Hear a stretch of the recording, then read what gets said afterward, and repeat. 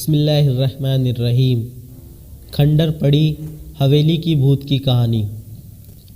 दोनों दोस्त एक हवेली के पास रुकते हैं और कहते हैं कि हमें यहाँ पर कुछ देर रुक जाना चाहिए क्योंकि हमें अभी जाने में बहुत समय लग सकता है और हमें कुछ देर आराम करके ही आगे बढ़ना चाहिए। देखने में वह हवेली बहुत पुरानी लग रही थी। वहाँ पर कुछ भी अच्छा नहीं था। दोनों दोस्त बात कर रहे थे कि देखने में तो यहाँ बहुत पुरानी है, लेकिन यहाँ पर शाम होने वाली है और हमें अब कुछ देर आराम करना चाहिए। उसके बाद ही हम आगे बढ़ सकते हैं।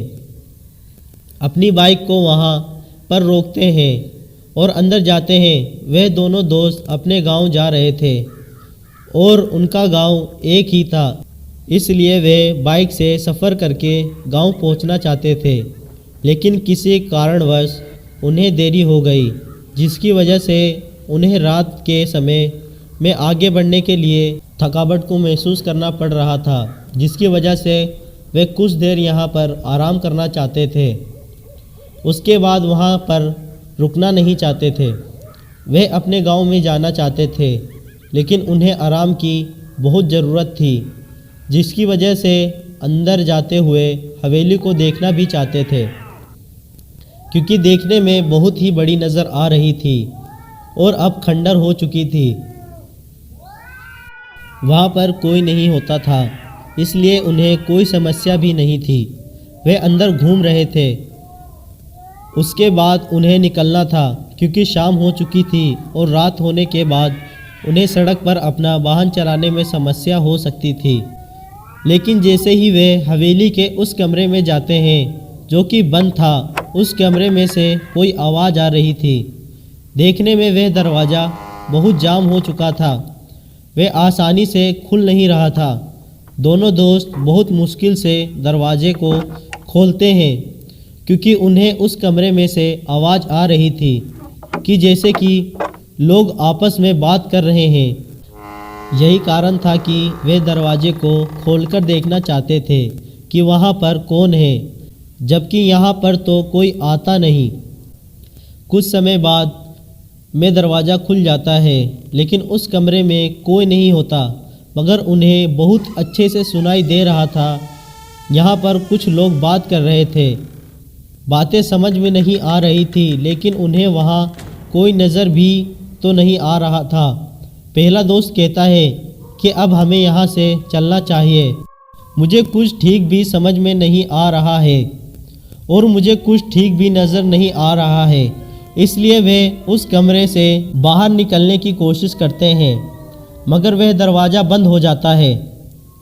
अपने आप दरवाजे को बंद होता हुआ देख अब उन्हें डर का सामना करना पड़ा था। यहाँ पर कोई नहीं है, लेकिन दरवाज़ा अपने आप बंद हो गया। वे उस कमरे में बंद हो गए। उस कमरे में एक खिड़की थी जो कि टूटी हुई थी। वे उस खिड़की को देख रहे थे, मगर वह खिड़की बहुत ऊंचाई पर थी। उस पर चढ़ना बड़ा मुश्किल था, इसलिए वे दरवाजे को खोलने की कोशिश करते हैं, मगर वह दरवाज़ा फिर से जाम हो जाता है और वह दरवाज़ा खुलता नहीं है। दोनों दोस्तों में डर आ गया, जो कि इन्हें समझ में नहीं आ रहा था। दोनों में इस बात का भी झगड़ा होता है कि हमें यहाँ पर नहीं आना चाहिए था। किसी ने कहा नहीं था कि हमें इस हवेली के अंदर आना चाहिए, लेकिन दोनों दोस्त आपस में झगड़ने लगते हैं क्योंकि वे अंदर बंद हो चुके हैं। इन्हें रास्ता नज़र नहीं आ रहा है। वे कैसे बाहर निकलें? उस दरवाजे को बहुत खोलने की कोशिश करते हैं, मगर वे खुलता नहीं है।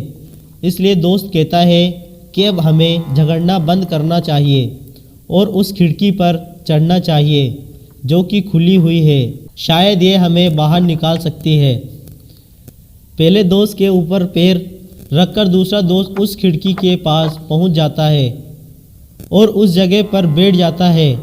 कुछ समय बाद वह अपने दोस्त का हाथ खींचता है और वह दोनों उस खिड़की से बाहर कूद जाते हैं। उन्हें बहुत चोट आई थी क्योंकि खिड़की बहुत ऊंचाई पर थी। जैसे ही कूदे उनसे पत्थर टकराकर, जिसकी वजह से उन्हें काफ़ी चोट आई। मगर अब वे समझ गए थे यहाँ पर जरूर कोई भूत है, जिसकी वजह से हमें समस्या का सामना करना पड़ रहा है। इसलिए वे अपनी बाइक लेते हैं और उस जगह से चले जाते हैं।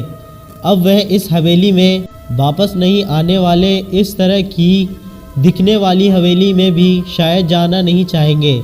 इसलिए कहते हैं कि हर किसी की अनजान जगह में जाने से पहले हमें 1000 बार सोचना चाहिए, क्योंकि हम नहीं जानते हैं कि हमारे सामने कौन सी समस्या आ जाए। इसलिए अगर आप भी रात के समय में किसी रास्ते से गुज़र रहे हैं तो आप किसी भी हवेली या खंडर की तरफ न जाएं। तो दोस्तों, ये कहानी हमें क्या सिखलाती है, आप कमेंट करके हमें बताएं और इस वीडियो को लाइक करें अगर आपको पसंद आती है तो, और हमारे चैनल को सब्सक्राइब करें, बेल आइकन प्रेस कर दें इसी तरीके की कहानी सुनने के लिए।